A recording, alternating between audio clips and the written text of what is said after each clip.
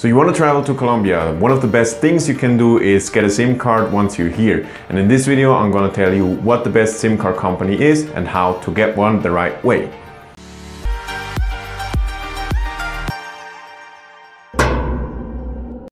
Welcome to How to Expat. My name is Sam, and at How to Expat we help expats relocate. In this video I'm going to tell you which companies are best to get your SIM card when you're coming to Colombia.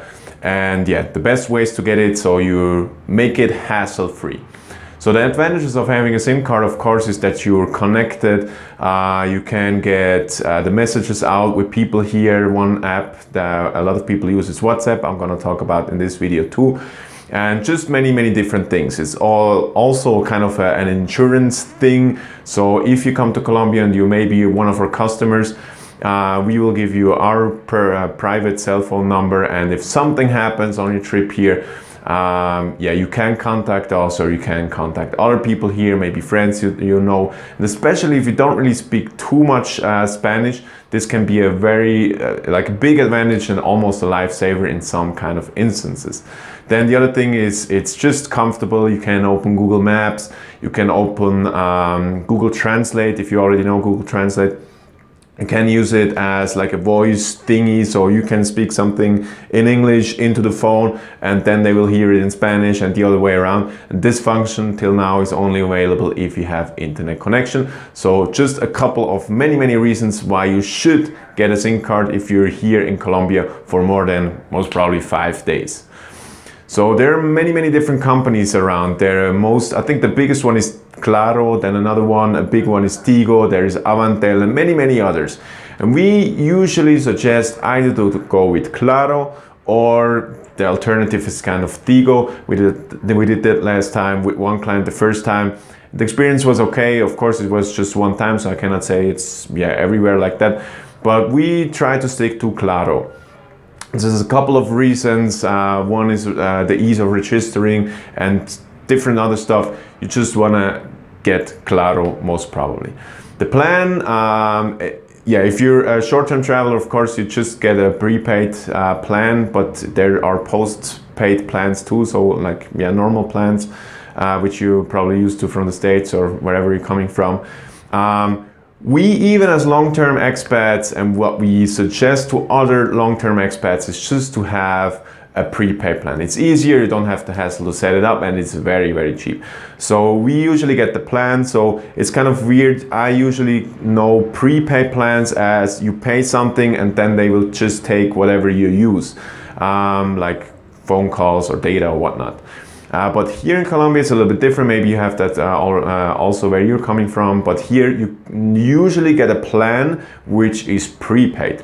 So maybe 10 days, 15 days, 30 days, and that's what we usually suggest and what I personally have too. A 30-day plan for Claro, which costs around 12 bucks a month, and you can, I think right now it's 1.5 gigabyte data and unlimited calls and text. But yeah, calls and text, almost nobody uses that anyway here in Colombia. Most of the communication through the cell phone goes through WhatsApp, which I will talk in the end of this video, which is a kind of a social media app. So yeah, this is it. Go with Claro, open, yeah, we'll talk about the process right now. Open a plan there. It's around 12 bucks a month and it lasts 30 days and you have well enough data for, yeah, most things you do, unless you, I don't know, you watch YouTube back home without the Wi-Fi or something like that. 1.5 gigabytes is surely not enough, but then any other plan wouldn't be enough either. So yeah, that's already it, what you have to know. You can get lower prices like with Tigo or Avantel or other companies, but they're, I don't know, $1.50 lower in price than the Claro. So yeah, no real hassle to go with another company. And the coverage of Claro is, from what I've heard and seen on maps and stuff in the internet, doing research, is a very good coverage. So what is the process of getting a SIM card here in Colombia, and can you get it with the passport? So there's a lot of misconceptions around if you can get a SIM card with a passport or just with a Colombian ID, which is called a cédula.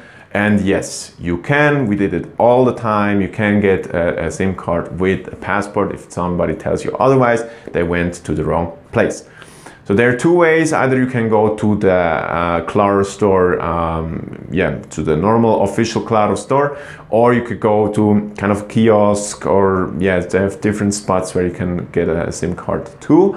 The difference there is if you kind of, with data security and things like that, you maybe want to go to a kiosk because they won't take your data in their system, whereas Claro, they will take your passport number in their system. So if you're kind of very data sensitive, try to do it with a kiosk.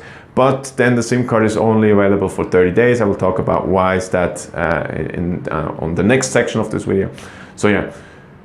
All right, so you want to go there. It's very easy. It usually takes us maybe 10-15 minutes. The longest we got with a client was maybe 30 minutes. You just get there with a copy of your passport, or if you have it with your Colombian ID, with your cedula, they open it up for you, and then you get your SIM card. They usually will put it in and try to, if it works and everything, and usually they already have you set up with a plan. Then usually what we try to do, usually they want to take kind of a plan what they like, but we also say just get us the 30-day plan with the 1.5 gigabyte data, and that's it. So that's what we do. I will link the plans of Claro down below. So, but what you have to know, and this is an important fact, if you're here for more than 20-30 days in Colombia, you have to register your SIM card with your IMEI. Why is that? What is IMEI? So this is kind of a registering thing you have to do. It should prevent cell phone theft here in Colombia.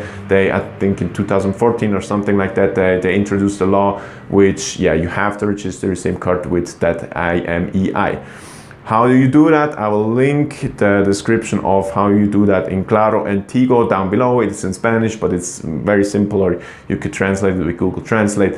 So you just have to put some numbers in, your passport number, and then this registering format knows that your cell phone is connected to the SIM card, and that's what you have to do. If you don't do that after 20 to 30 days, their cell phone company, in this example Claro, will block your SIM card and you cannot use it anymore, and you have to register it. So if you're here for a weekend or for 2 weeks or something like that and don't plan to reuse the SIM card again, then just don't register it. But after that, or if you're long-term expat, you have to register it with the IMEI, and this is really a thing you have to know, otherwise you just get blocked and you have no idea what's going on. Another important thing to know, if your phone, we had that lastly with our client, has a SIM lock, you cannot use, of course, a Colombian SIM card.